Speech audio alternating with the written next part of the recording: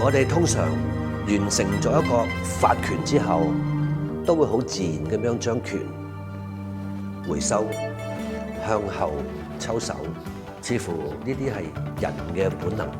但係詠春拳有啲特別，成當出咗拳之後，唔一定要直接回收，仲有其他技術動作可以更為有效咁樣喺技擊過程入面升，發揮更有效嘅技術應用。Just sink, okay. Just sink your elbow. Same time attack. Right. That's the chair. Chair.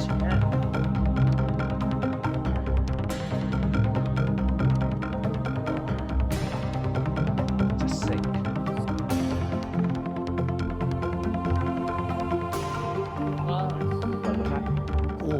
Yeah.